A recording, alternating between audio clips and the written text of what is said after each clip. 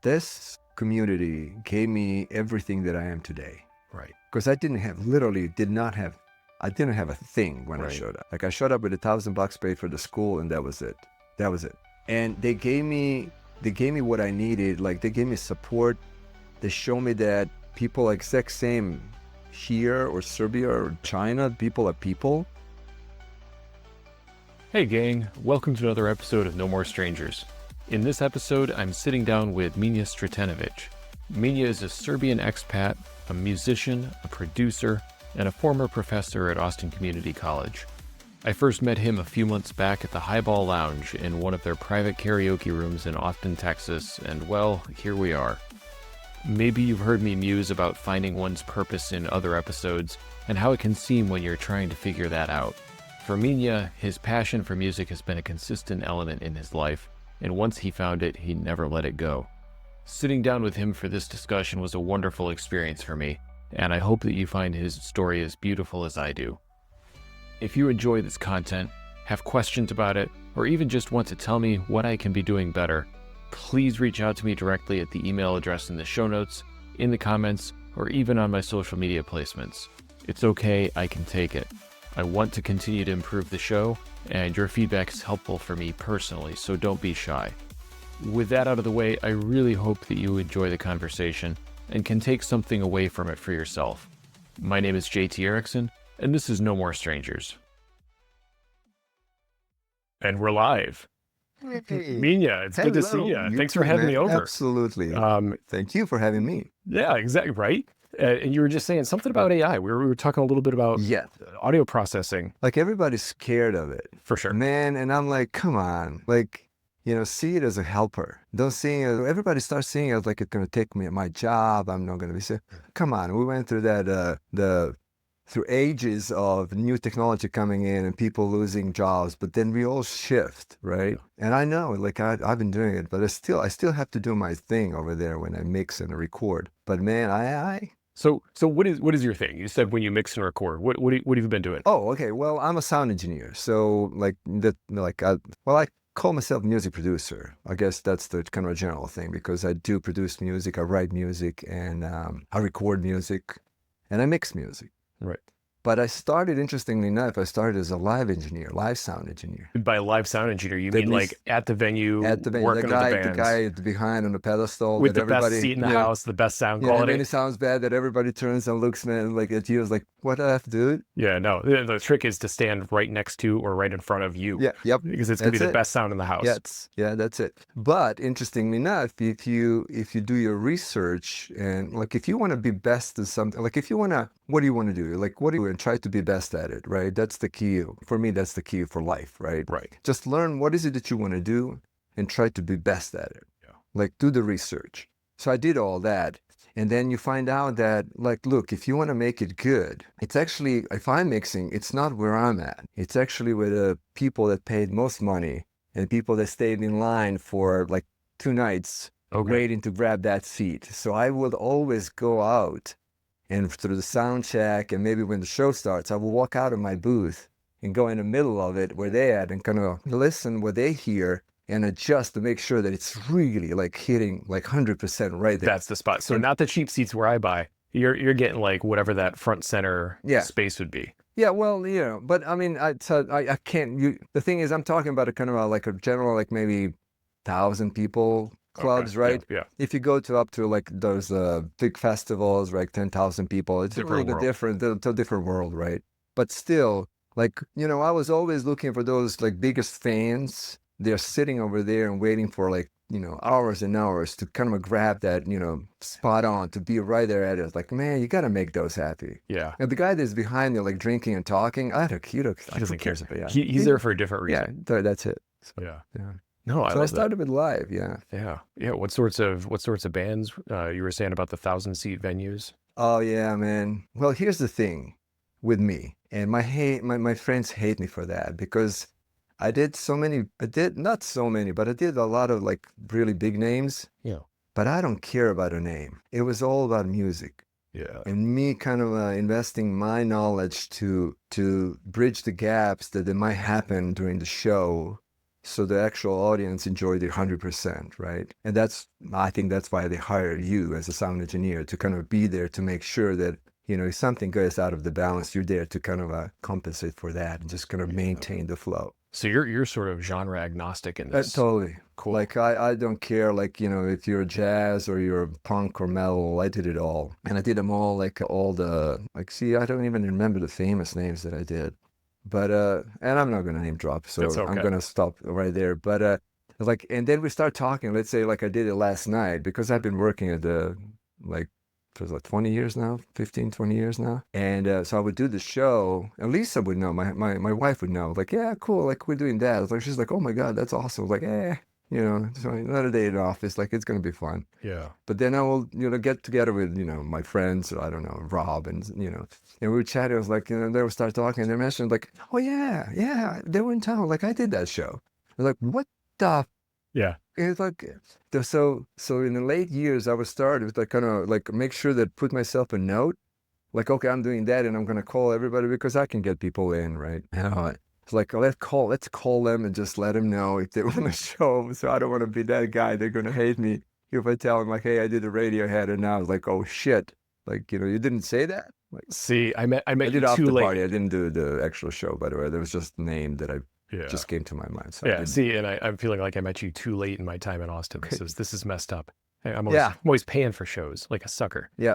Well, yeah. But it's a one of the benefits, like knowing people, because it was like, we were all go around the clubs. Like if I finish my show, and then I go and see like Nora Jones, and bring my family over there because my friend was mixing it, right? It's Stubbs. They would get in. I was like, oh, and he was like, yeah, look, man, dude, like, because I think, I think my sister and my wife, they loved her. And I heard they were in town, and one of my friends were over there. So like, by the way, yeah, just come on. Once you're done, I was doing my show. So I went, and so they were in, but he told me, like, look, dude, go downstairs, it stops, you have that upper, like, she's going to do, because, when you do the sound check, everything is going to happen through the show. He's like, he's going to stand there with the upright and stuff. So she's going to do a really nice, cool little kind of a, monologue, and, just one time deal. So we just placed them right there, just be on those steps. So they're going to be right there when she does it. Just right there. And they were like, their eyes are like, and I'm like, yay. So I'm happy for them. Like, okay, Nora Jones, she's fine. She's doing great. Yeah, she's great. Yeah. Yeah. You probably didn't just start as a music producer or an editor. No. One of the questions I love to ask people, and for context, this is our second time ever hanging out. Yeah. The first time was a karaoke room, Highball here in Austin. We had a lot of fun. Yeah, we had a lot, totally different. Like you were singing all kind of death metal, and I was going with Bob Dylan stuff. I was like, oh my God, you're awesome, you're crushing the Bob Dylan style. I love this. Yeah. But I mean, you didn't just fall into it, or you pursued it. I think I did not, and it has been in development for as long as I know. So I'm actually, everybody can hear probably my accent, right? What? But so I'm from Serbia. I'm born and raised in Belgrade, capital of Serbia. So but as a little kid, like there was two things that I loved. There was Beatles. My sister brought the record, and it was live, Hard as Night, but the live record, right? Yeah. Boy, I destroyed that record as a kid. I don't know how many of those little needle on the turntable I destroyed, because I was just flipping it. You just wore it out. I didn't know a word of English. I was just kind of picking up what sounds and melodies, and I was singing it. So that's the one thing. The second thing was soccer, or football, as you like to call it over there. And so, those are two things that I lived for when I was a kid. And then, of course, always wanted to be a musician. I started picking up guitar because my sister had a guitar kind of like that, hanging on a wall in her bedroom. And a nice 6-string acoustic. Just regular 16 acoustic. Actually, this was much nicer than what we had. That was just like a Czechoslovakian, like some kind of a wannabe guitar thing. Like it was piccolo. I still have it in Serbia. And, but it was sitting there because she took lessons when she was, maybe like, I don't know, 10 or so, something like that. And that was it. And then I picked it up when I was like maybe 15, 16, because all those years it was there, and I'm looking at it, and they were like well, it's not for you. So blah, blah, blah, you're going to be a salesman. We just had a joke about that, Yeah. I didn't realize Yeah. it started that early. And what an Yeah. interesting thing to say. That's not for you. Yeah.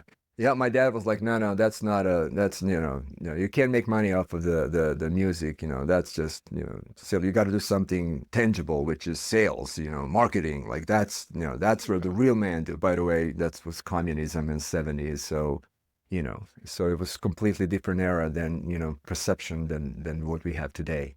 So so what I actually did, I was like, went out. I remember actually exact day, and I remember exactly where I was sitting. See, those are the things that really actually keeps me going.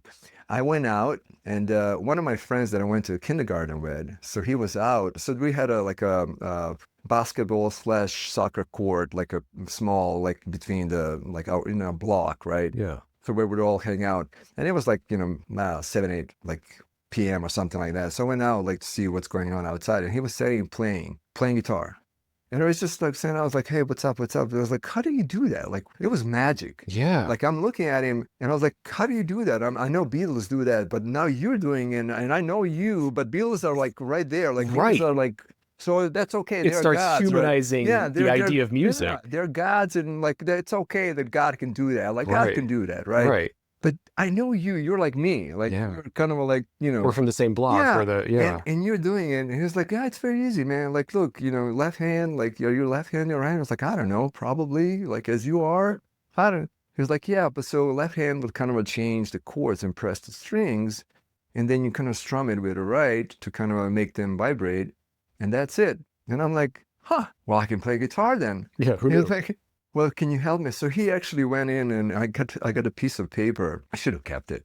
And he charted all the basic chords, like, those open chords, like A minor, G, D and stuff like that. And he's like, excuse me, just take that and just, make the fingers go right there and practice. And boy, I thought it was going to be like, like, oh, I got it. Like, I have a guitar and you just told me what to do. Or like, I'm going to start being like badass musician. Right. Over there, man, it was just horrible. You weren't Jimi Hendrix overnight. No.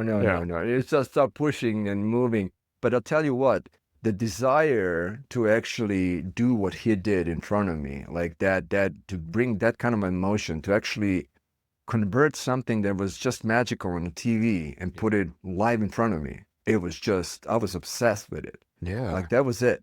So I spent, like, I know I was in the bathroom. They were just kicking me out. And we live in a small apartment. There was like 6 of us, 5 of us, plus my dad always, helped some of our cousins to put him through school. So there was always like 6 or 7 of us in like 700-800 square foot, right? Yeah. Apartment.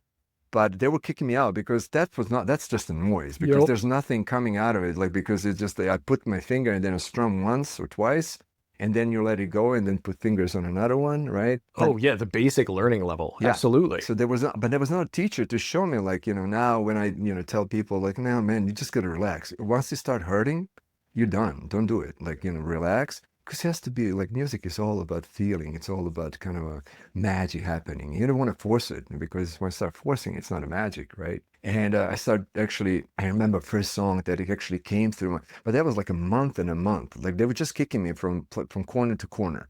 But I was, man, like, I was resilient. Like, you got to do it. You can do it. You can play this. Yeah. And finally, La Bamba came in, and that I remember.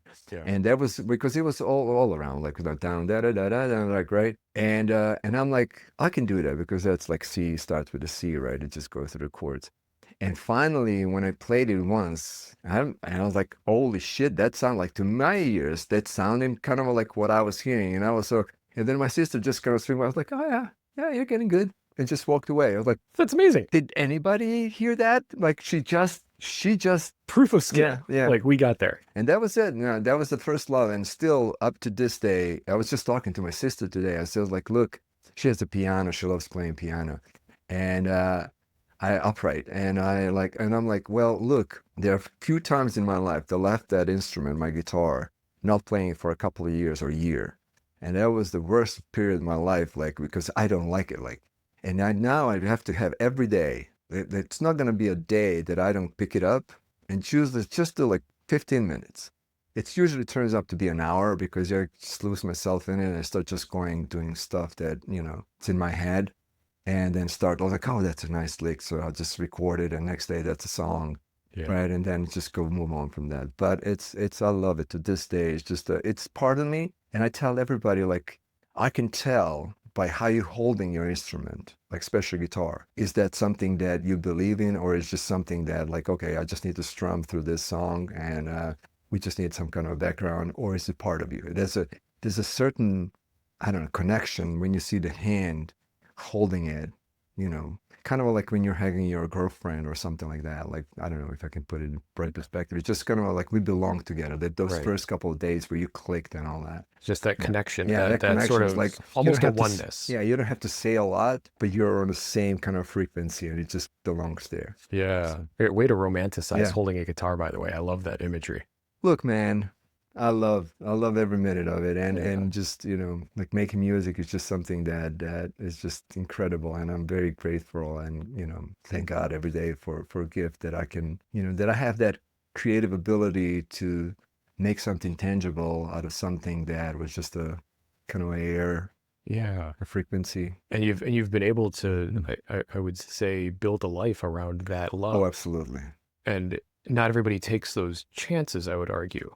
Well, funny you should say that. And it's that, you know, I did not get to enjoy it. As I said, my dad was just completely against it, right?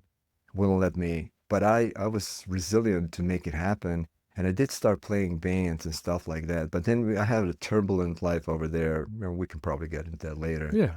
And It was an era. Yes, it was an area, and I put it on the side for a few years, and finally it just clicked to me. Like, look, like, I'm not a salesman. I'm very good at learning stuff. You know, still have ability to, like, okay, well, is that not what needs to be done? Whatever needs to be done, I can just see it, and I was like, okay, like, you want me to do that? Yeah, I can do that. Like, there's nothing that I cannot accomplish. Like, I'm just very focused. If I want to do something and do it right, do it as it's supposed to be done, and then walk away, instead of just kind of like, whatever. Right.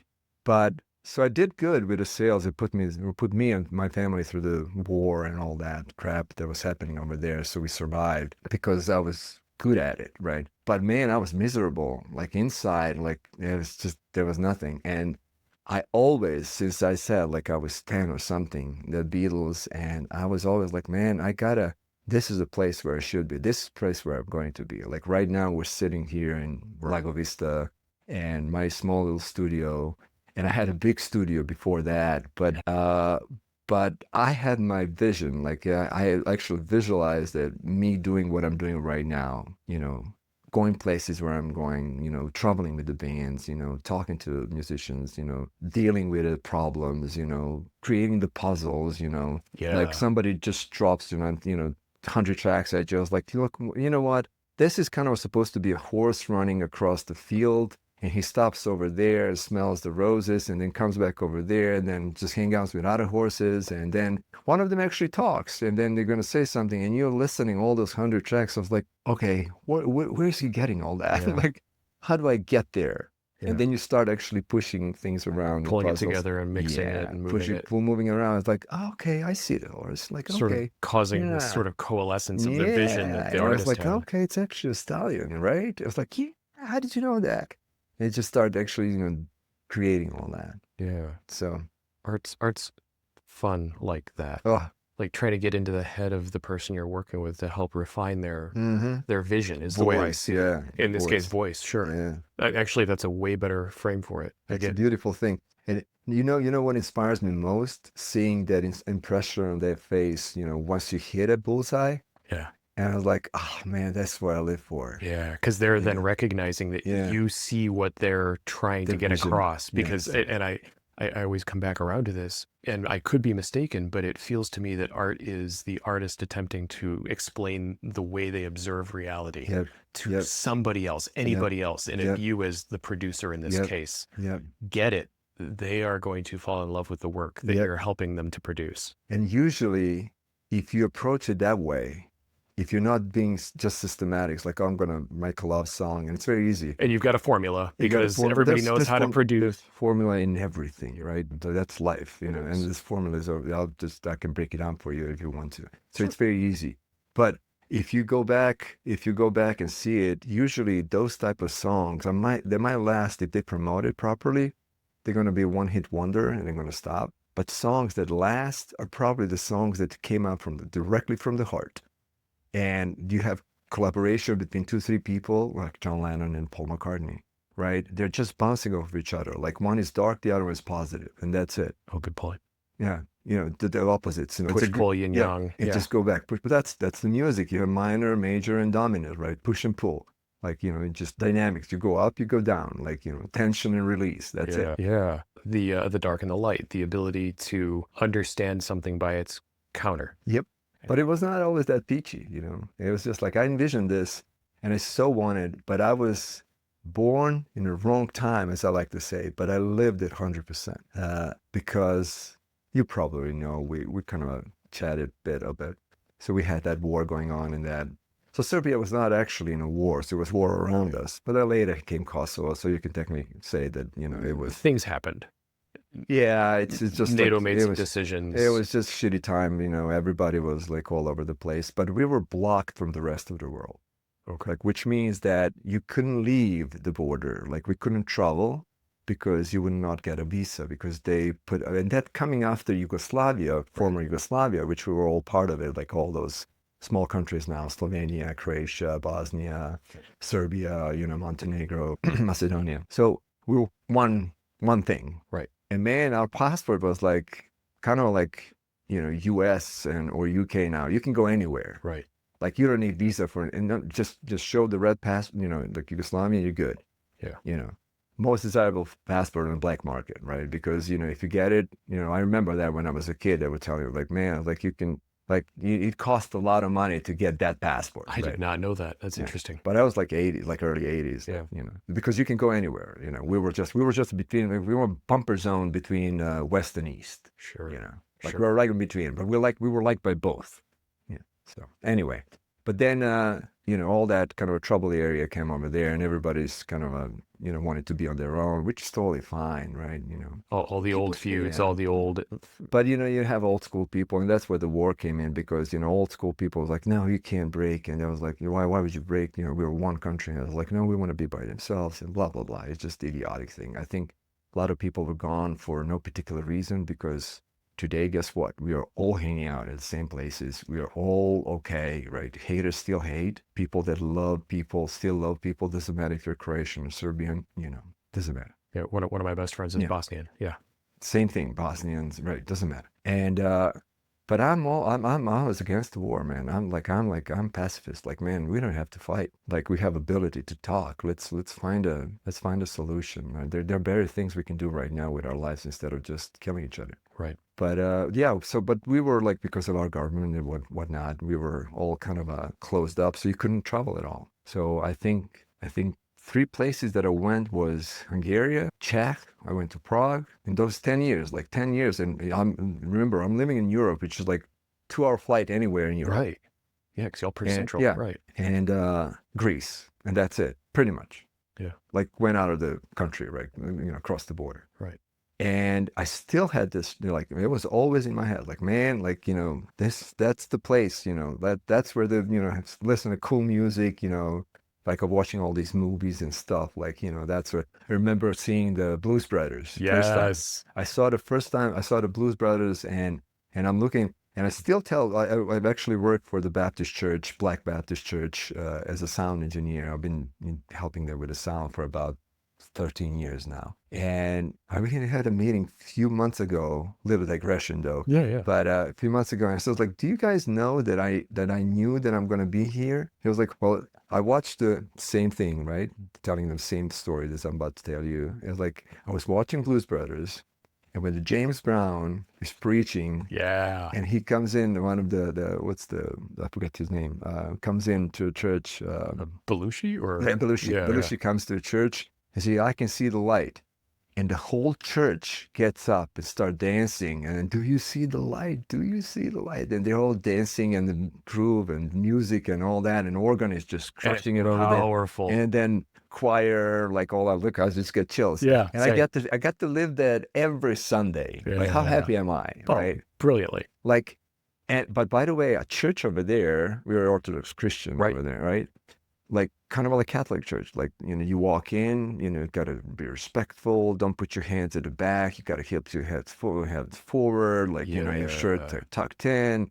You can't make a noise. Don't make any like sudden moves or pay attention. Like it's all kind of like you got to be extremely structured. extremely, right? And then I see something like that in church and everybody's cheering God and all that. And I'm like, well, like that. Yeah. Can we do that? That's pretty cool. Yeah. So, that seems like a good way to spend a Sunday. So I was like, man, like that's the life over there. But to get there in Serbia, you have to, or Yugoslavia back then, every male, when you're 18, you're drafted for a year and you got to go and serve military, yeah. So I had to do that, right? And I told them, like, when they drafted me, I was like, look, guys, like, I'm not your guys. Like, I don't care. I can care less about war and, playing guns and stuff. Like, right? I just like, no, everybody has to, like, okay. I was going to say, how does that go over? They don't care. They don't care. Yeah. And I was like, we're going to make a soldier of you. You'll see it. You're going to be a soldier. I was like, okay, I still go. Like, I pay attention so I can do whatever I'm told. Like, it's fine.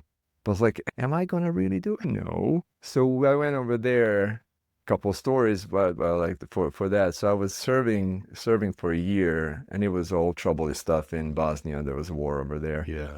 But we were never involved. Like actual Serbian army was never over there. Actually, where I stationed, so I don't know. Right. Yeah. Right. I don't want anybody to be mad at me now. Yeah. They know. How dare you deny? Yeah. So like, I don't care. Like, I apologize immediately for everything. Totally.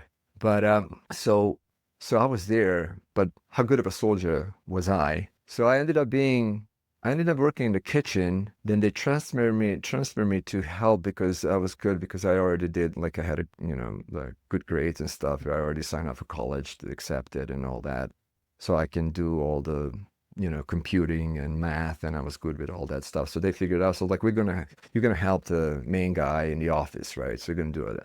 So I started having access to free passes to go to city, right? To leave. And one day, so it's like, I'm looking at it, it's like there's a stack of it right there. And I'm like, interesting. So everybody's like asking me, like, man, like, can you snitch? And I was like, okay. Like one night I was like, look, there's nothing going on. Like it's just simple or whatever.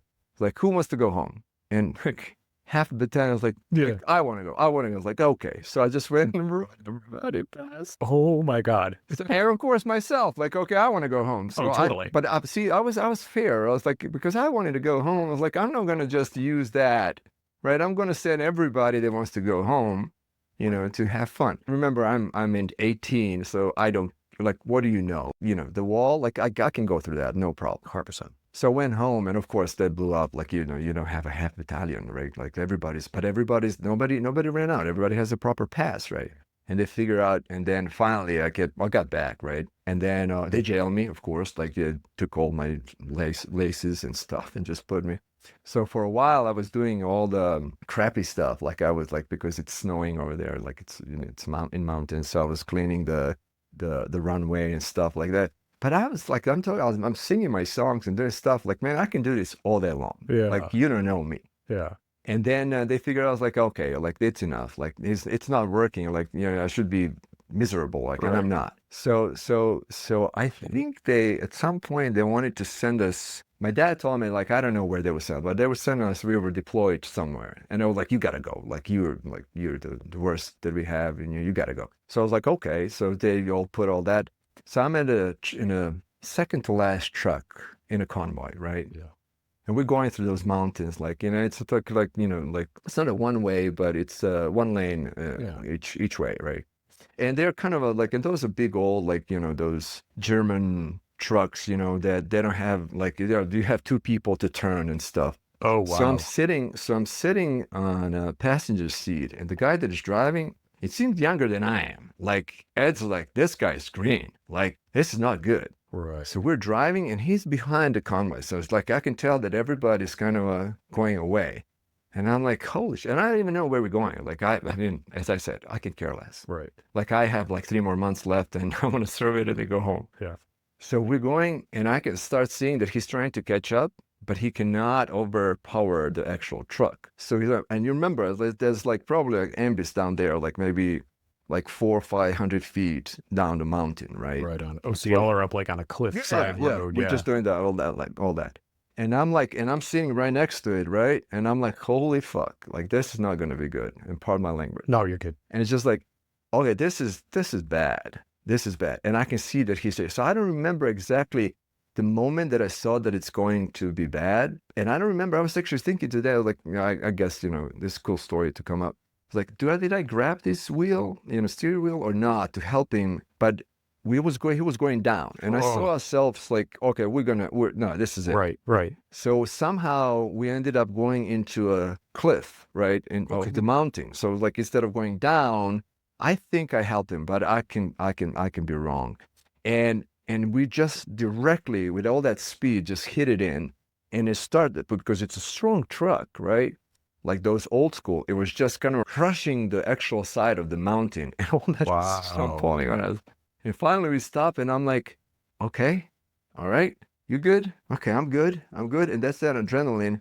And at some point I'm like, man, like, where's this water? Like, where's this water coming? And I'm just like all bloody, like, told it. Yeah. So what had happened, instead of being punished, right? So we just had an accident, right? So the ambulance came in and all that. So they took me to hospital, right? So I was in hospital for 7 days or something like that. And they released me from hospital, and then I didn't do anything. I was just literally being in that base. Wow. I was just living till the last day that it was like, okay, you finally get to go home. Like, okay, all right. You guys enjoy your life. I'm going to enjoy mine.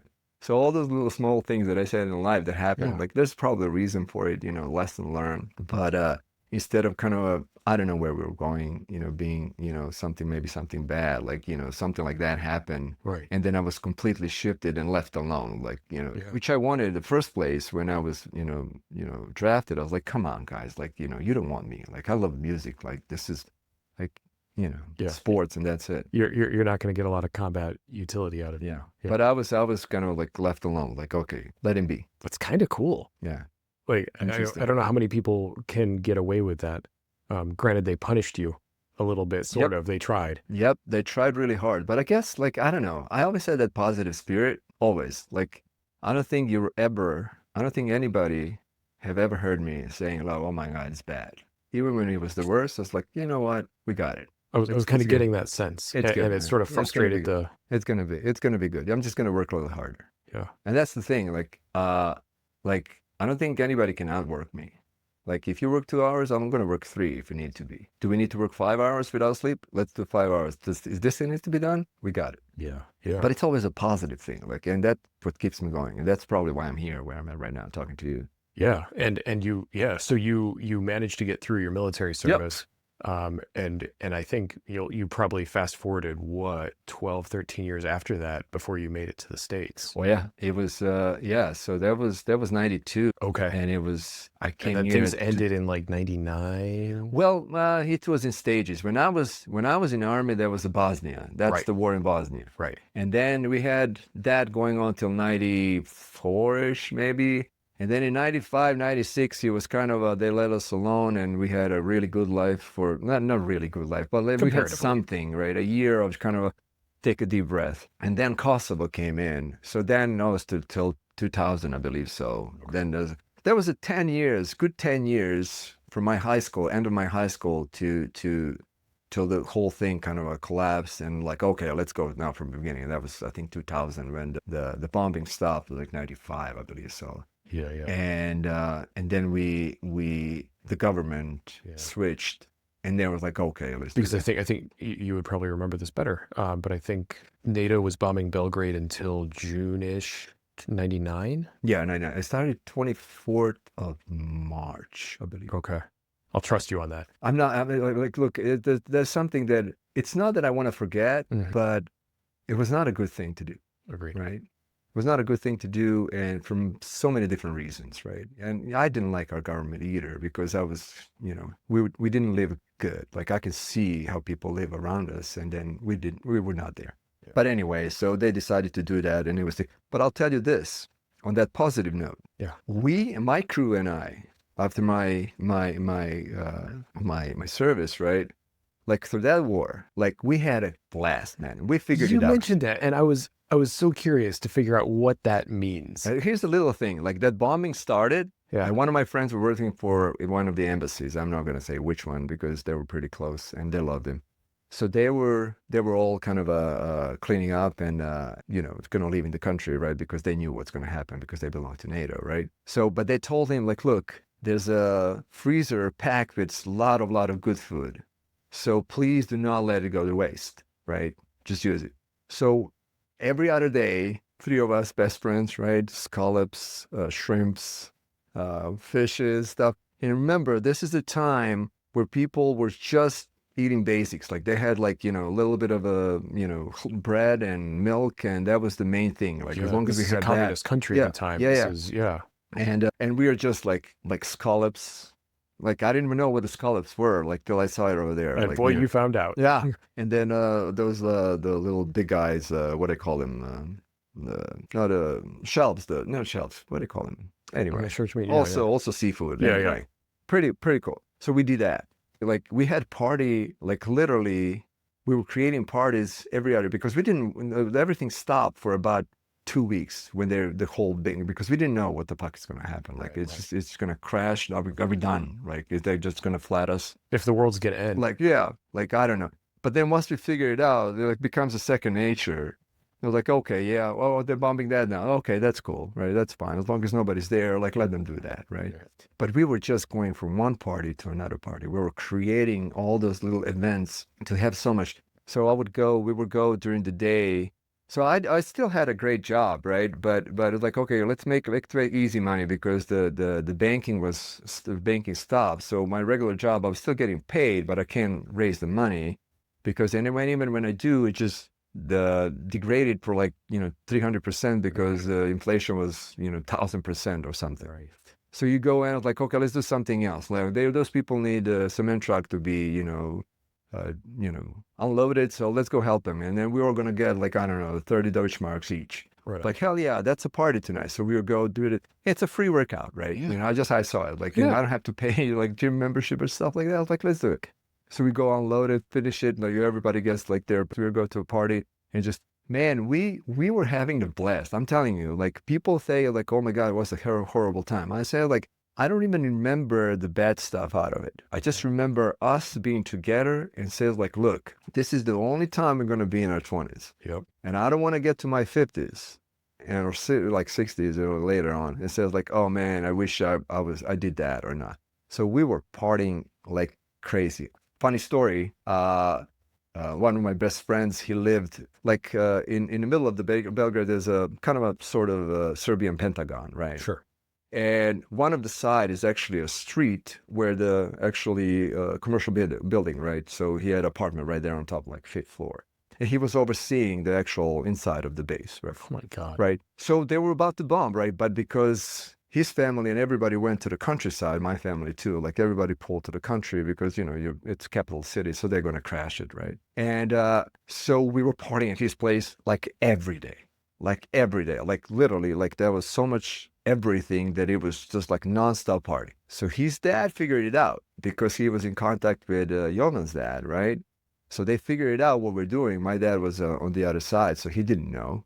But then he called, and then the night before they bombed and destroyed that, they still, look crushed over there. But every time I passed by, I remember that story.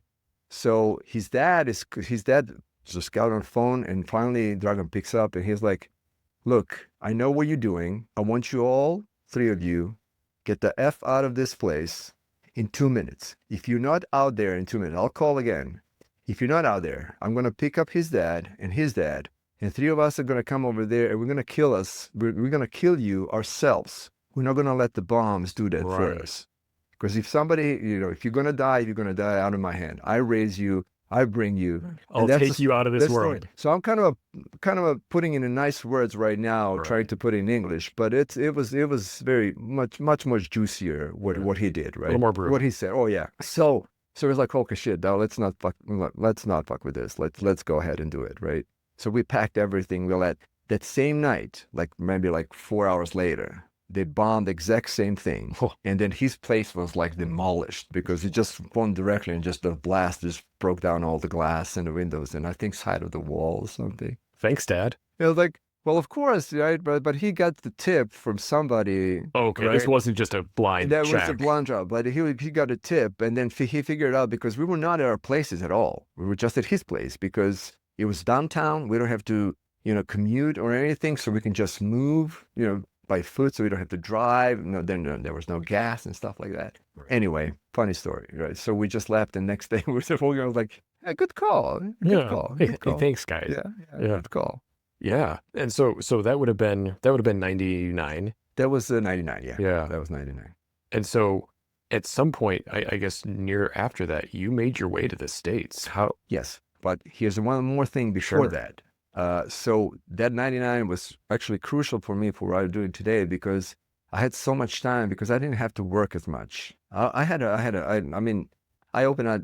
good thing going on because I majored in marketing, right?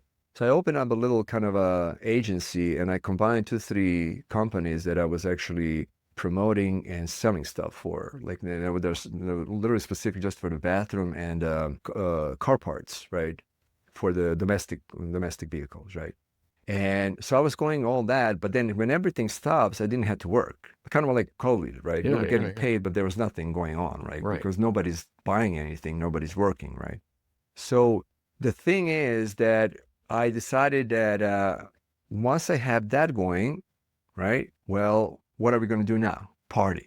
And that led in because we were so good at it, as I just said, like we were so good at it that when the war stopped and the whole thing was over, like 2000 something, me and my friends, I was like, look, you know what? Like, let's bring party to us. Let's open up the club. But because I had so much time also, I started playing guitar. Finally, I grabbed it again.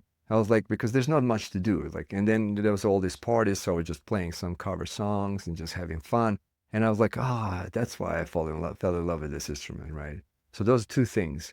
So we opened up the club, which I was actually playing with my band, like I think every Thursday or something like that. I picked the days where nobody would play, right? So we were using good stuff for Friday and Saturday to rock the place. And then, when there was nothing, I was just like, let's go make a little noise and everybody's going to like it anyway. So those 2 things actually led to what I'm doing today.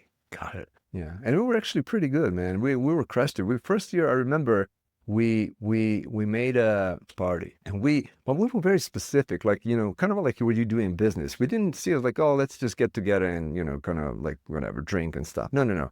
Let's make a theme. We're going to have these type of like hors d'oeuvres over there.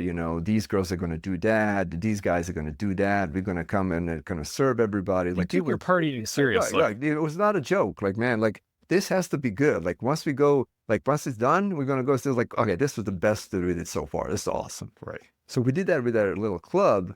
And we were one of the top 10 New Year's party that year in the city. It was packed. It was like no more, like, I don't know. It was small. Like, I don't even remember, like 100 people tops, but that was like one on top of each other. Like Right. maybe if you squeeze 100 in there, like they're going to be like this, like you can't move. But I know there was outside was packed also. Like, it was just like everybody was there. Yeah. That's cool. That's very cool. And every day we had that for like, well, he carried it on, but I took off from there. I moved here. But I just want to make sure that you understand that, once I was visiting here, like I was persistent. So I went to, like, I stand in front of the American Embassy for like, I don't remember how many times. Like the line was like, half a mile away. Sure. And then you wait, and then if you don't get your number, then you've got to wait for another day. Right. So I was just persistent, like, okay, I'm off tomorrow, so I'm just going to show up at 7 a.m. and just be there. And so I wasn't asking for a visa to move here. I was asking for a visa just to come and visit. Like, Right. I just wanted to make sure to see it, that actually what I had envisioned. It's what you think it is. Yeah, it's like, you watch the movies and you're just like, oh shit, like that's just a movie, right? They don't actually do that, you know that, right? It's just a movie.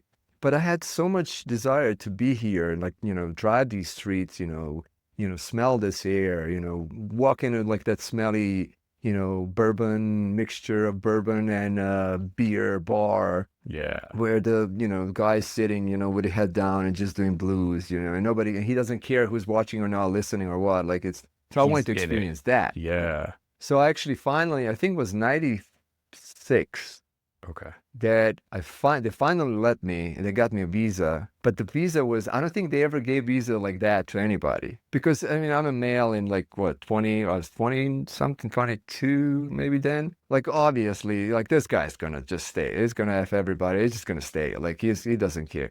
But because I had that little agency and I had my own car and apartment and, you know, all that. So I brought like tons of, like every time I went over there, they deny me.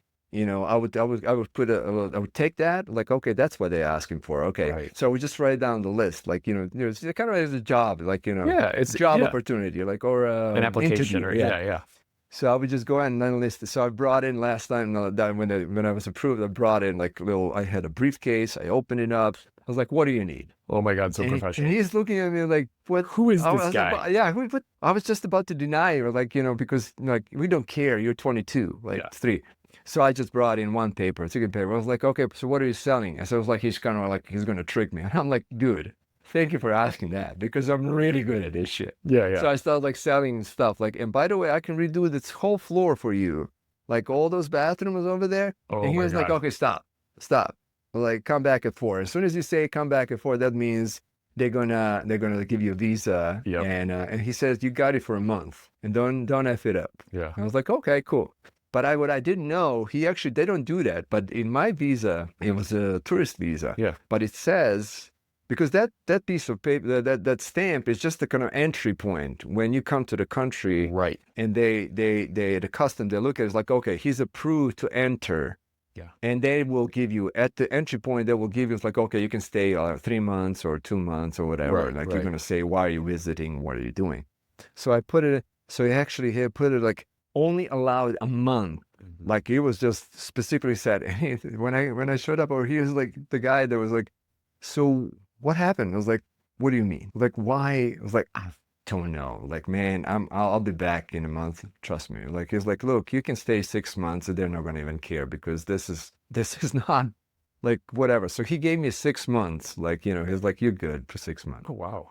And so I'm over here. Of course, I went and returned day before the month ended, right? Yeah.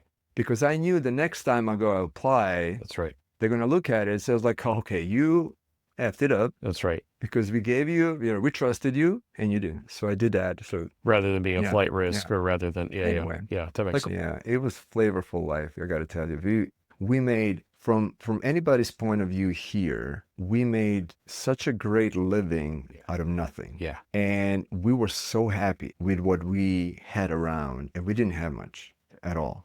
Like, you know, having a, like it was a luxury to have a gas. I had a car, but having a gas to drive a car was like you can't, like the price of the gas, and you can't buy it on a gas station because we don't have a gas. So they are kind of smuggling it from other countries in barrels, and they're selling it on the street to you for Black market gasoline. Wow. and they're cutting it with water, so you know that, right? Yeah. And then you're gonna F up your engine, but you know you need to go from point A to point B. So that was the kind of a environment that system. we lived in. And you still found ways Oh, to man. build joy and, Oh and man, enjoy we your had fun, so much fun, and even today, like when we get together, of course, we're all still best friends. And like man, I was like, oh God, we got it. Like really, we made best out of it. We didn't miss out on anything. Like if I look back and say like, nah, man, you know, we did good. But I tell you, like the one thing that makes you, like when I came here, I literally dropped everything dropped everything. Like because I was supporting my family through the war and my brothers through high school and then college. And then finally, when my parents got their pension, so they had a steady, some kind of steady income, like, you know, through all that. And my brother finished college, and I talked to my my best friend, you know, my partner with the club.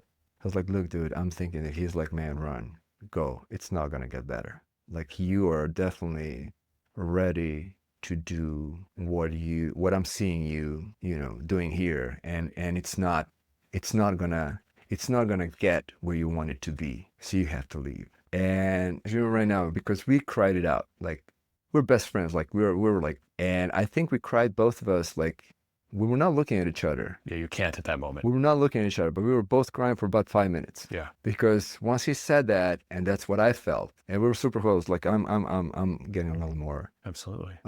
emotional right now. But it's something that you don't have words. You don't need words. But he approved what I was thinking, even knowing that I'm kind of letting him down because he now has to take care of the place by himself.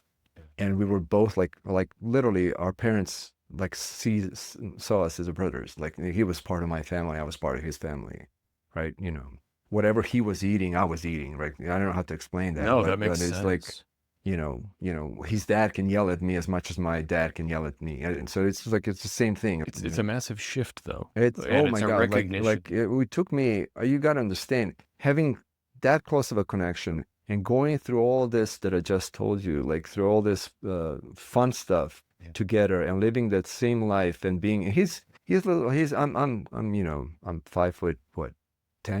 Yeah, No, I'm sorry. Like 5'5". Yeah, 5'10", 5'11". But he's like 6'3", but he is like like all muscles. Like we were opposite. Like and we were both like working so like that was tandem. Like we were just like kick drum and bass. Like we were doing all that. Yes. Like we were just playing and like and it was rolling, and everybody was like pitching us like we want to hang out right there because these guys know what's up. And it was hurtful. It took me. I was thinking on my way here, I was thinking that it took me probably good 5 years to overcome not having a closest, friend like that. Somebody who went through the last 30 years of life with you in that in that situation. Yeah. And how am I gonna find somebody like that here, right? Like because that was like 20 years of building, right? And stuff doing, perverse and for good and for bad, right? Absolutely. But you just squeeze your eyes, teeth, you push forward one step in front of the other. One step at a time, right? Yeah. But that's probably why I ended up being really, recognized for the skills, because I dedicated everything. I was like, okay, well, you dropped everything. Your family was good, taken care of. Your body's okay. Everybody's cool. But now, because you're here, you have to prove them that this is worth.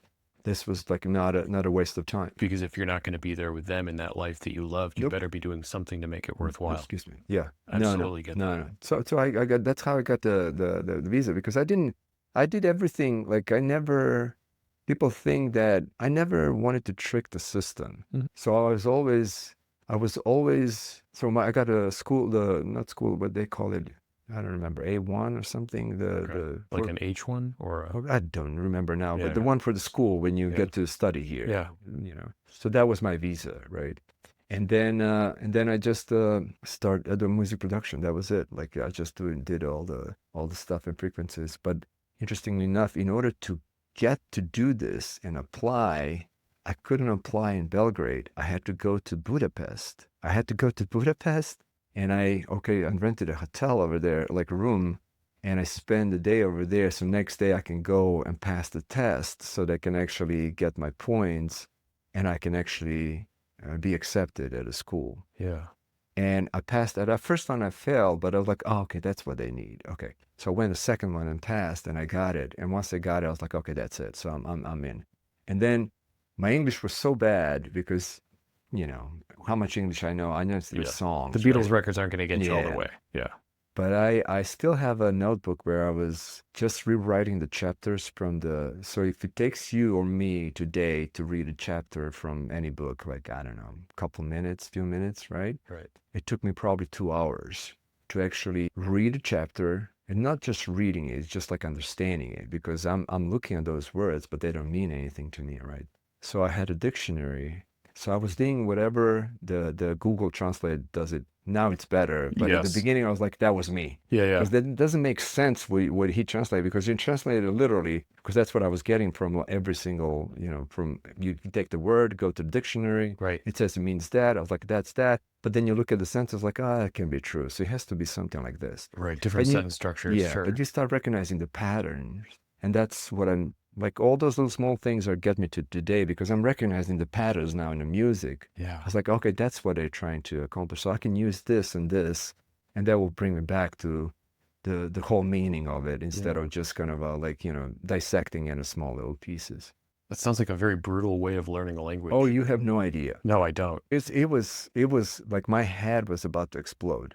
Yeah. But I know how much, like how eager I was. Like, okay, I gotta show them that it's meant to be. Yeah. And I have to show these new crowd here that I'm worthy, that I can like, you can trust me. Like, I'm not gonna give up on you. Like, I'm not gonna let you down. Like, you don't know me, but you give me a chance, and I'll prove it to you that you're gonna benefit from it. Yeah, and they didn't have to know the sacrifice you made. They just had, there's no way they could have. I- But as long as you showed them the capacity, There you go.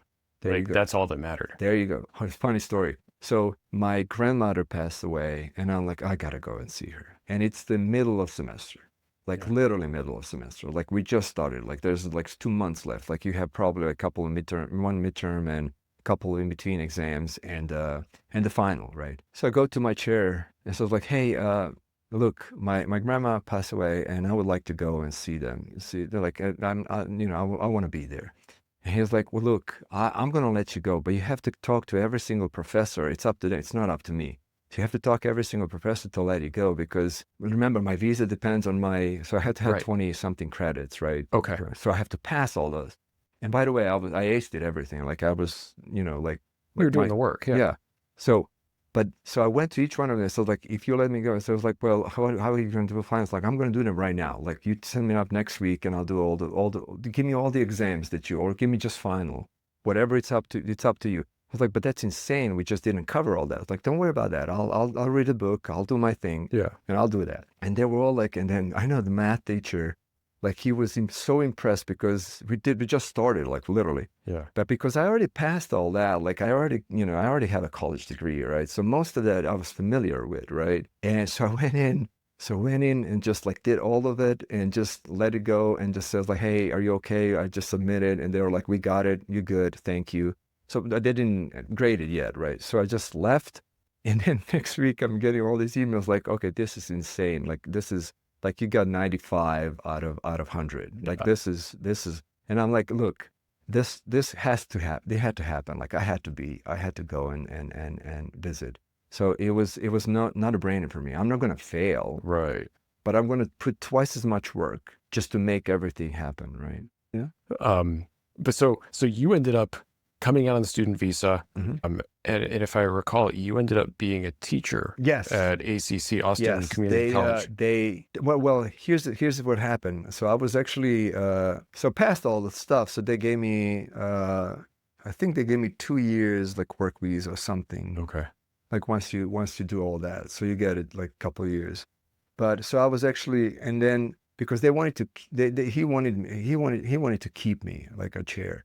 But I didn't have experience, right? I never taught or never did actual live sound or anything Right. in a city. So he says like, go ahead and, get the job, do stuff, and then come back and you got the position. Right. And I'm like, hell yeah. Like, I love to teach. Like, I'll show everybody how I learned it, because for me it was much harder, but because it was much harder, it just embedded in my brain that I can actually easily dissect for everybody else to get it very, very easily. Like, Right. you don't have to create anything major out of it. It's just like frequencies and, a little balance, and you're good. Like, close your eyes and you're there. Yeah. Like, you don't have to do much. You already have it.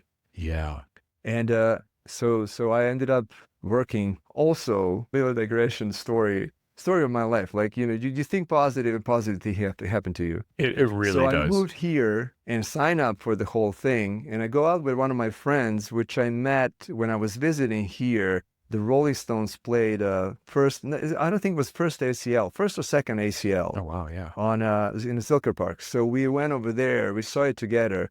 So I'm coming back, and I was like, hey man, I'll be back in the country. I'm just gonna get a visa. It's like, awesome, let's go together. So we're going out. So I'm here, I'm going out. He was like, I want to introduce you to one of my really closest friends. She's a sound engineer and she teaches ACC. I was like, is it Chris Payer? He was like, yeah.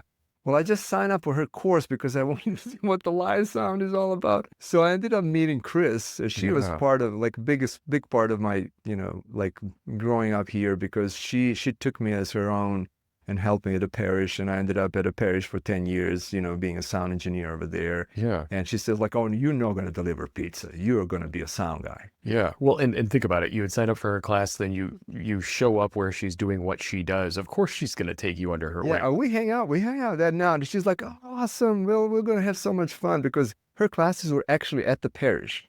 The club downtown. Yeah. Because she was teaching live sound. I was like, well, what a great idea. Like, look, you're right there in spot. She just mixed the show last night. And you're in Austin, for God's sake. Like, it's 6th live Street. music every day. 6th Street. Like, and so that's why I'm saying, like, you just believe that it's going to happen. And it's not going to be like you're sitting on a couch and ready to happen. Like, you got to, you got to do the it. needle. You got to do something. You got to work for it, right? You got to show up. There you go. And so I ended up at her, and she gave me. So I was interning. Then I don't think I finished her course. She, invited me to be intern, and her then boyfriend was Damien, and Damien started a Nomad Sound, which is one of the largest PA companies. Just supporting all these big acts now. Like, but he started it. And I remember he recognized what I was capable. So he was like, I want you. And Chris was like, okay, you're not taking this one from me. Like, this guy stays with me. So that was like hilarious. Yeah. So anyway, you bring all these memories. You're the one bringing them, man. I'm just life here. Is such a great thing, man. Yeah, it is. And I love getting to hear people move through their lives or recall these things, because again, I mean, I am not a part of this. This is all you opening up and expressing your experience, and that's why I'm here, because I love this stuff. It's beautiful. Yeah, it's like all the small things. I was kind of trying to remember a few of things, like the small little things. That's why I said, like, as I said, I was afraid, so afraid. Like, I created a what's it called, fear of failure, right? Sure. Okay. When I moved here, because I can't communicate well, because my English is not like, and I want to express myself, right? I'm a creative person. Yeah. And I can't. So you got to figure that out. So I have to kind of figure out. And then I don't have one of my biggest supporter, which was my best friend, right? Because we were sharing, like three of us were just like everything. Like, no, there was nothing we can't do, like nothing. Yeah. And now I'm by myself. I can call them, but they don't know. Like, they can just, that's just they can be supportive, but there's no like, I'll nudge you. Like, just don't worry about it. Like, here's my shoulder. Just jump. Are they still, are your friends still over? Yeah, we'll just still see each other every time. Like, hang around and just like, we don't have to talk. Yeah. We just be, like, yeah, you'll get it. Yeah, I hear you. There's that little telepathic deal. Yeah, I hear you. There's a beautiful thing. But then I met Chris, and then I met Craig, and like all these beautiful, like now A1 engineers, we all hang out. And then I started, because she was teaching that class, and then she dropped it, and they called me back. That's how I ended up teaching. Right on. And see how everything kind of circles back. Yeah. So I ended up teaching that for like 14 something years. Something maybe, and I didn't even do 2 years. He was like, "Oh, you're good, man. We saw you doing it, and everybody, it's like that counts for so much more. Yeah, I think. Yeah. Well, it's all about when visual and if you feel it. Like, I can tell you so much right now about me and my skill set, but I can sell it for real. Like, I can sell it to you, and you're gonna be like, "Oh, okay, cool. Yeah, I can see it." But then that hour of conversation where I'm actually trying to sell myself, my skill set to you, then I can actually just let you watch me do it for like 5 minutes and be like, okay, he gets it. We're good. You're good. I want you on that. Right. Like, and that was a perfect thing. I never wanted to be a live engineer. My studio, this is me. Yeah. That's what I'm doing right now. I don't do live anymore. Just maybe for friends and family if they need me. And but it was easy money, and I had a really good time, man. I was getting free pass for everything and seeing all this beautiful show, and I was at a pedestal. Yeah. Like, I was the guy in the middle, then pull everybody like puppets, like everybody, like if I wanted to dance and juice up the low end, man, I just had like a little sub. And you could just see them. Everybody's getting up. Everybody's getting up. Like, I want them to shut up. I push a little 3K, like, sweep, just kind of like hits them in the head, and everybody's just getting quiet to listen, just enjoy the performance. Dude. It was interesting, yeah. But I loved it. Like, and turned out to be, good thing, because I put out like, 10 years, 15 years? I don't remember. And I don't count and all those. No.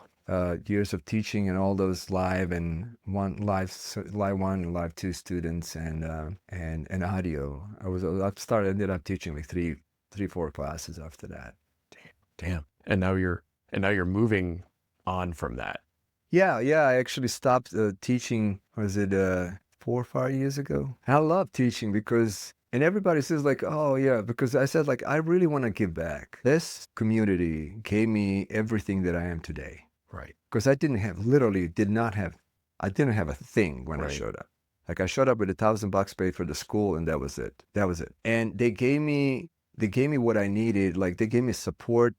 They show me that people like exact same here or Serbia or everywhere. China, people are people. You have good people, you have bad people. That's why you hang out and see, who you click with and who you can have a nice conversation with. Yeah. And then you have same kind of passion or same interests and you start chatting and it becomes flawless. And that's largely my experience of the world. Yeah. Like you just said, people are people. Yep. Every single person that I've met. I mean, okay, I've met some people that I wouldn't describe as good people, but I still like them. Yeah. Like they still have awesome stories. Yeah. Everybody does. Yep. I love it. Yep. So that's why I was like, look, I'm giving it back. And if I can show them that, and they want to do this, I'll find you a job because I know, people always need, like if you tell them like, hey, call, one of my friends, like, hey, do you need an intern? Like, I don't. I don't. Like, why don't you get this guy? Try it. Like, he's a good kid, He actually wants this. Like, this is what he's going to do. And I usually kind of have a couple of them that were really good. They're right now, like they surpassed me. We had a coffee with one of my former students and he started telling me like all this racking that he does for these big shows and stuff, which I don't do anymore. And I'm like, look, dude, you just like, it was just like, they went over my head. Like what you just said made me so proud because you surpass my skill set way, like a light year. Yeah. And that's just freaking awesome. That's going to feel amazing. And it feels so good. Like the best part of the teaching is all these emails that I get on a daily basis. Well, back then on a daily basis, now it's like all rare. But they remember me. I was like, man, I'm actually doing this right now. Thank you for actually encouraging me to do this.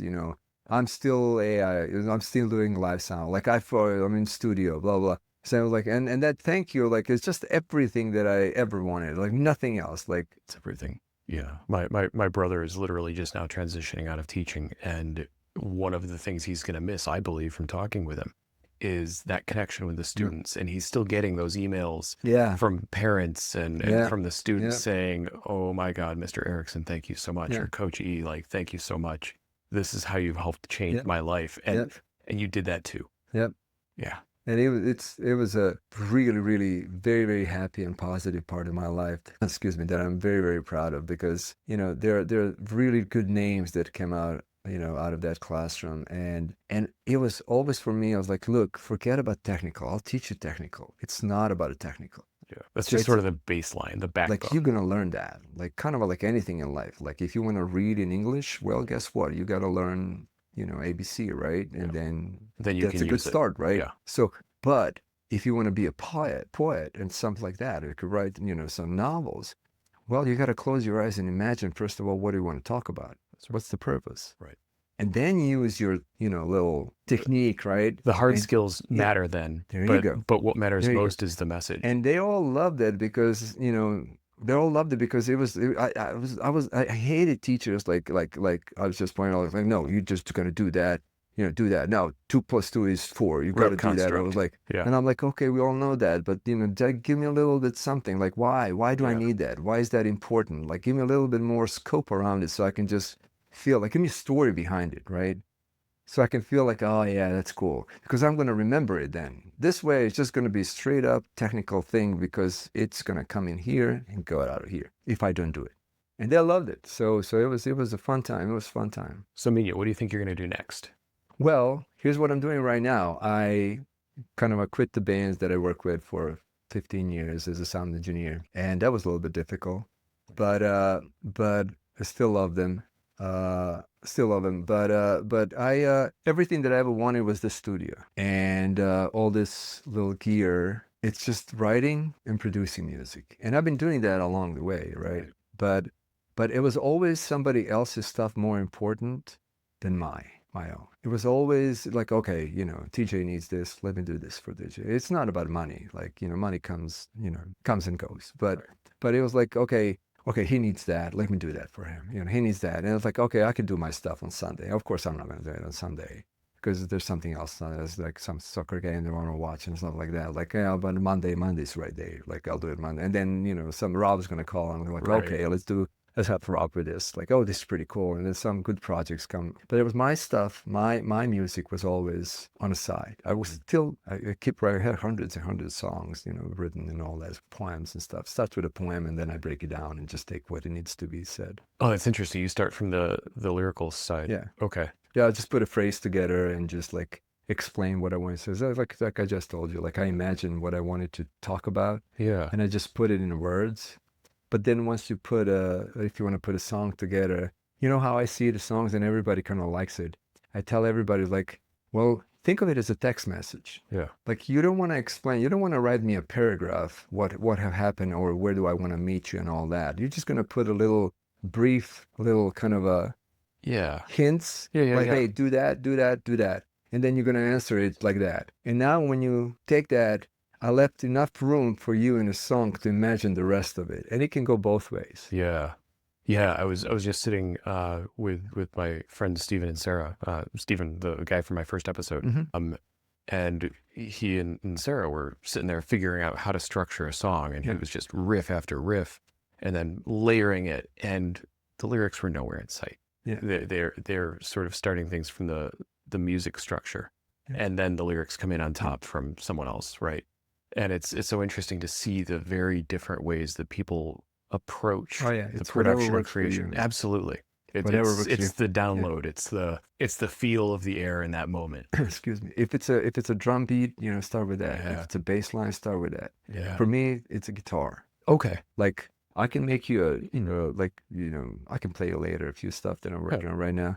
But I can make a really nice drum loop, right? Nice groove and add a bass to it. But until I actually get the guitar and sync it with it, and I can feel that something's coming out, and the melody will come to my head. Like I just go through it, melody, and then I start kind of like seeing stuff, start talking about this, play guitar or that. Right. Just start singing it, just kind of picking it up, like using just random words, right?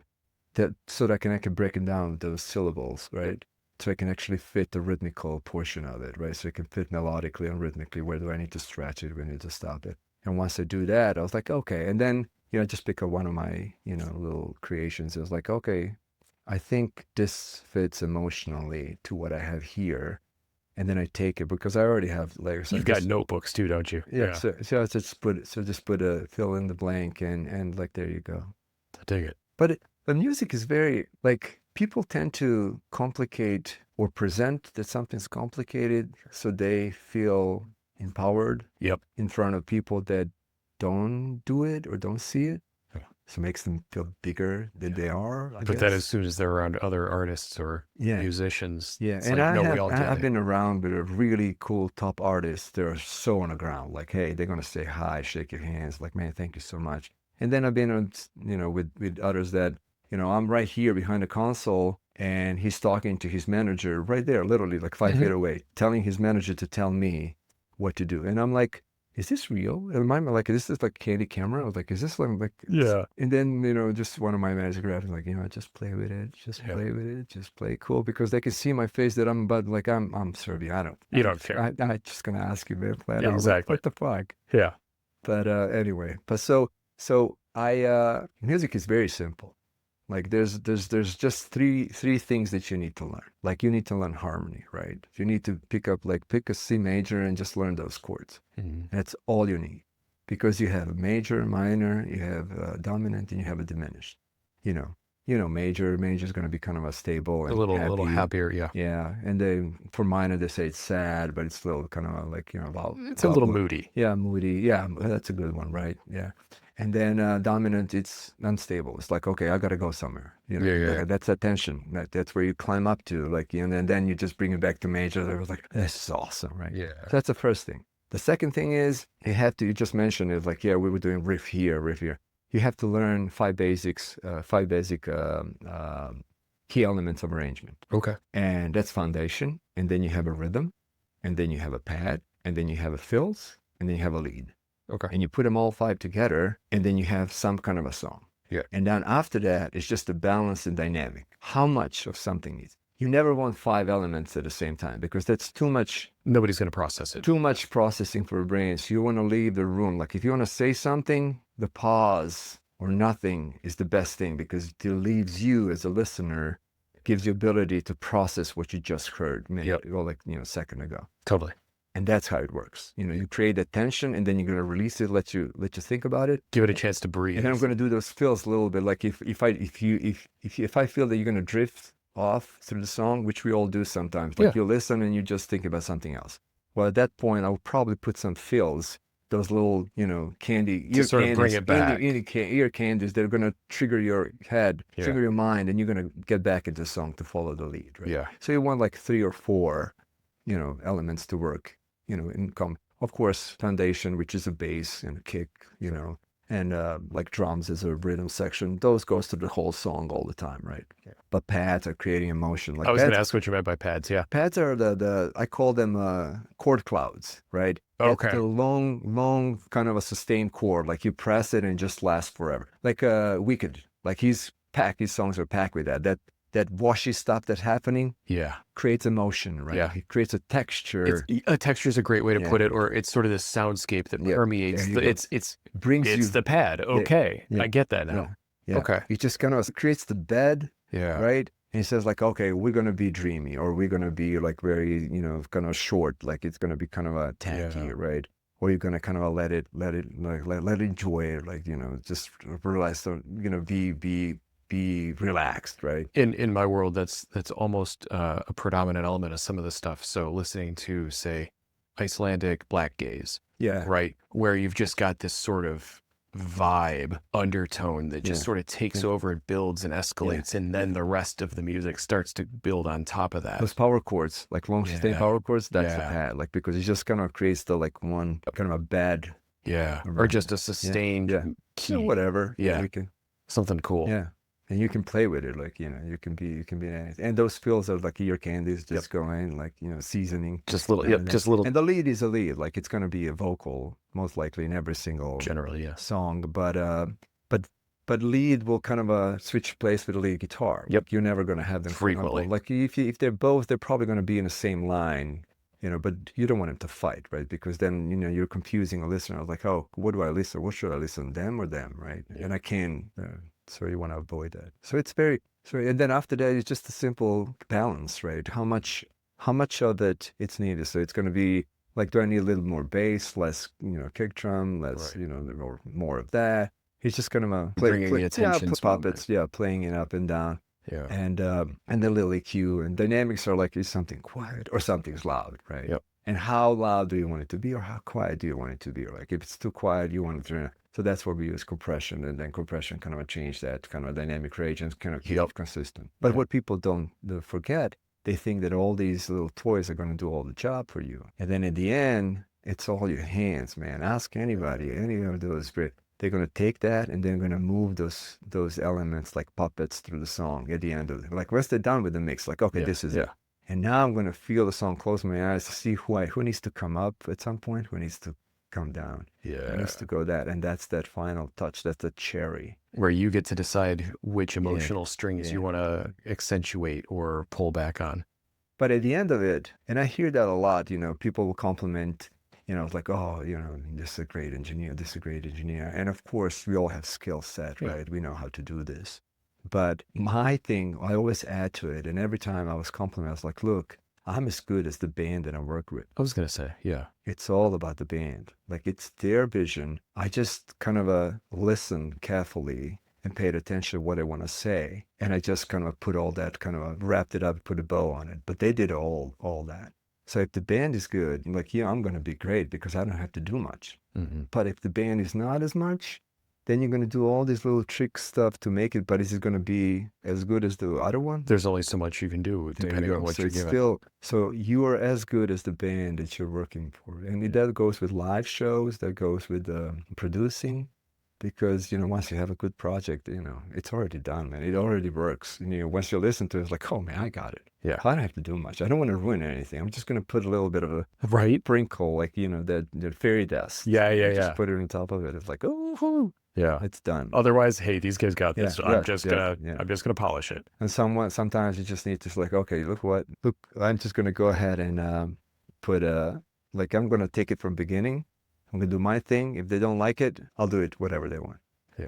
And usually they're like, oh my God, this is awesome. We didn't see it that way. They're like that back and forth, that artistic collaboration. Because it's always stressful for me because you don't want to kind of overwrite their vision. Oh yeah. I mean, you don't. Some producers might. Yeah.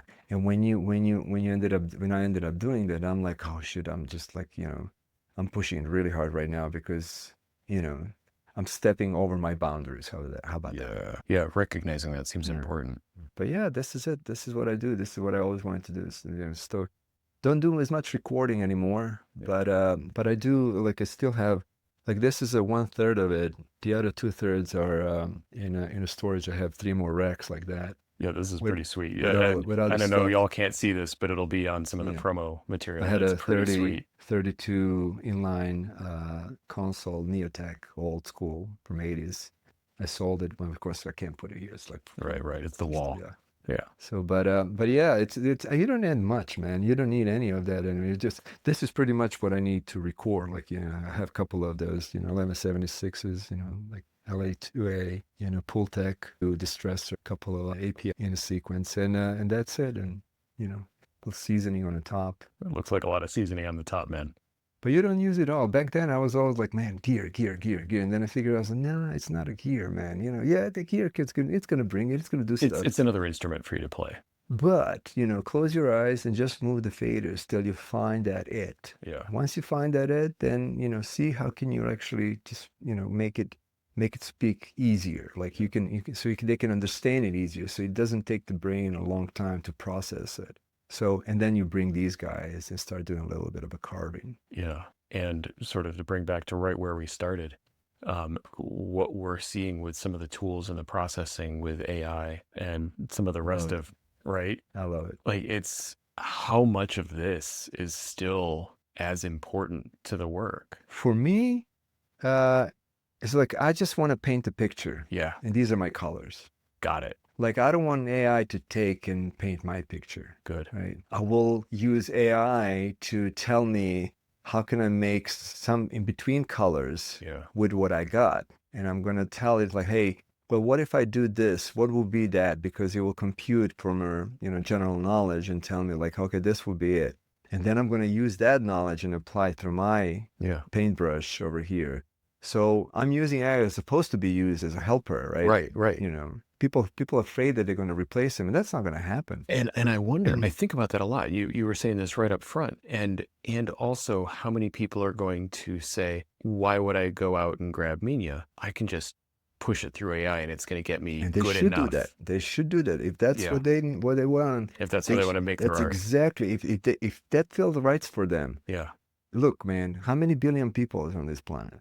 About 8, as far as I can tell. Yeah. Look, so why would you be scared? Like, there's so much. I love that. And now, like, based on internet and everything that we do, there's no borders anymore. That's right. We're all connected. And it's bringing down these gates, these walls that are preventing people from putting things out because maybe they can't at the moment afford this analog element of the human experience. There you go. There you go. I know I couldn't be doing this the way that I do without some of the tools.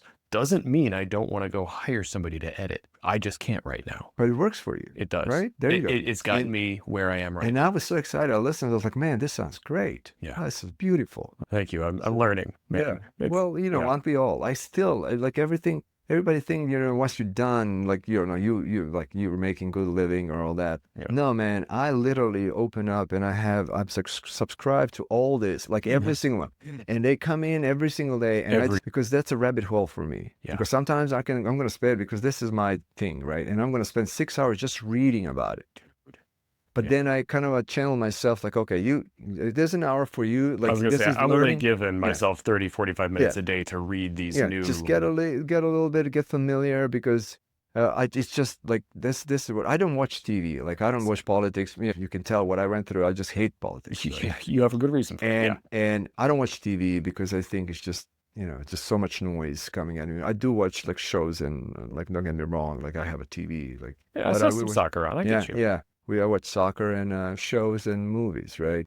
But I I just have a computer like anybody else, and in the morning I'm going to open up, see what's happening in the world, read my emails and say hi to everybody, and then see is there something else new happening, and then if there's something that can help me. My key thing is for AI right now is like, how can he save my time? Yeah. How can I do something that I've been doing so far for 2 hours? How can I do that in 30 minutes? Yep. And to maintain same quality that everybody's going to be happy with, including me. And that's the hardest one, is making sure you're happy with it. Yeah.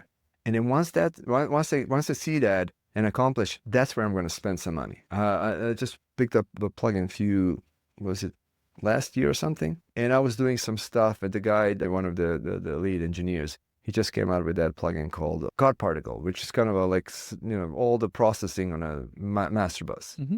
And I'm like, look, dude, like it has a compressor, has that, has a limiter, has push, has the frequency, like he knows what's up. Let me hear it. And now it's on my bus, right? So I don't have to use 5 plugins. If I wanted before it, I'm just going to season it myself. Like I'm not going to use it for being 100%. Like, oh, this is it. No. I'm going to listen and see it. But it works for me. Like it saves me a lot more time now, right? And I still add a little bit before to get to there. Like you don't want to use, you don't want to put processing at the end. Like you want to process at the beginning and then let the end be just seasoning, right? Okay. Which is pretty much what I've been doing now. But there are a couple of those, plugins. That's well, as far as mixing, right? Yeah. But now I learned, see that another plugin that I don't know how much time we have. Like, are we going? How much time you want? Yeah. But another plugin, like going back to AI, like everybody says, like all the using their voices and stuff. But here's the thing, I can sing. Yeah. But my voice, my timbre is always my timbre. I'm changing it now and then to kind of pick the backgrounds. But they created AI that I'm going to use my voice. I'm going to sing the line, but they're going to put a female vocal on the top of it. Right. So pretty much I did everything. There's nothing, like it's not that I'm cheating anybody. Right. But I just needed female vocals to do the background vocals on this particular part. And I sang it, and they just my voice. They went in and just put a whatever, Lara was there, and Lara Silva. And I was like, well, that's brilliant. Yeah. Like that's brilliant. I sing it like it's my line, my pitch and everything, right?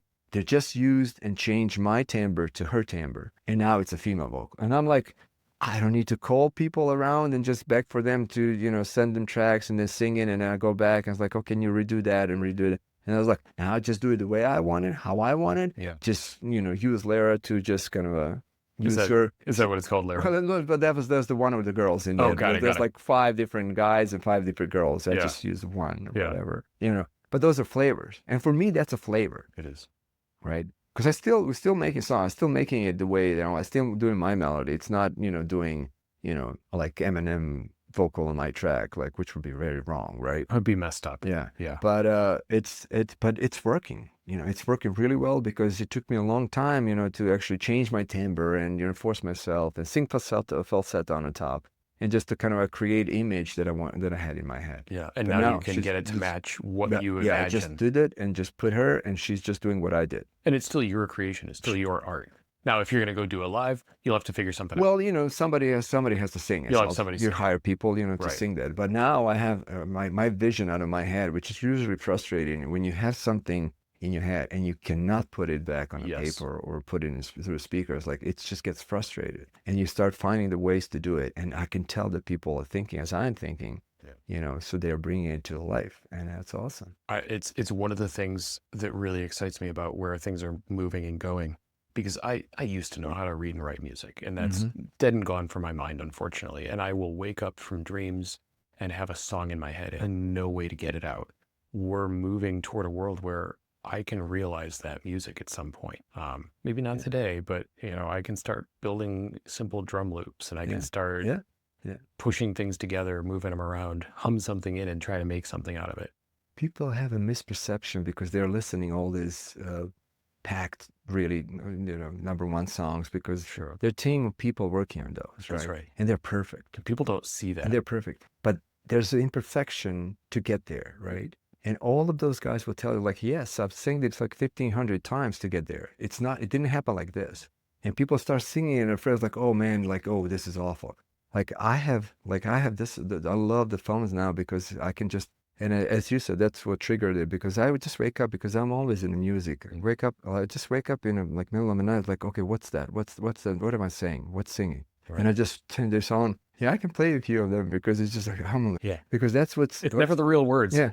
And actually 2 nights ago, it actually came up with the rules. I just Really? got up and I sang it. I mean, it's all pitchy and stuff, but I'll play it to you. You can hear it. Yeah. I was like, and I played Elisa. She's like, oh, that's pretty cool. I was like, I know. Like, that's what I was dreaming. I've only gotten actual words from it once or twice, and I would have to scramble to write it down because, you know, someone's sleeping next to me. I'm not going to wake them up by singing at 2 a.m. Oh, I'm very vivid on it, all of those. I had a conversation with Novak Djokovic. I had a conversation with Paul McCartney a few times. Like, you know, he comes to me because he's one of my, you know, like person that because of him, I'm doing this, right? Because he just, like, when I saw him, I was like, oh, I want to do that. That's it. It's what told you what to do. Yeah. Yeah. And so and then we wrote the song together. Like, I have and then it's going to be a next album, like, it was a passage. That's so cool. Because I was trying it. It's interesting how it goes. Like, I remember that dream like it is right now. Because I told Lisa as soon as I got up, you have no idea what just happened. Like, you have no idea. Like, with this big of a smile still. And I was like, Paul McCartney just told me, like, that's the one, you know. And I was thinking about some stuff, and he's like, no, that's the one. No, use that one. That's the line. Really? And I'm like, I'll look at it. Like just chills. Like, and it was so vivid. You know, it was like, okay, I'm doing good. Like, that means that my life is going right direction, because I'm in my head, it's so clear, it's so positive that I'm talking to everybody that I ever loved, right? Yeah. And they're all feeding me this, giving me this feedback, you know. And if I ever meet them in person, it's going to be awesome. I don't have a, you know, that, like, what did I say? When you see a famous person, you're like, right, whatever that called. But yeah, you don't get like, too I'm not intimidated. obsessed. Like, no, not at all. Like, I was just thanking for their, you know, hard work, because, you know, they made my life much better and easier, and that's fucking awesome. They showed you a path. Yeah, and I was like, thank you, because that's awesome, and that's all, like, I would ever say to all of them, right? But if they want to chat a little more, I have. Oh, you're more than happy. Like, you know, I have more questions now, but besides that, like, if I ever see them, like Paul McCartney, will just say thank you, because, you know, you're the reason I'm doing this, and I'm going to leave it at that. You just do you. Exactly. Yeah. Yeah. Well, Minja, I think we're at time. Beautiful. Brother, thank you so much for letting me come in and do this. Oh, anytime. This is awesome. Because you brought a lot of memories that some of them I pushed back. Some of them I was curious. I was curious where we would go today. Yeah, it's awesome. It's awesome. It's still happy. It is. Well, hey, I appreciate you. Man, thank you so much. Yeah, Minja, thank you so much. Yes. All right, everybody. Thanks for listening.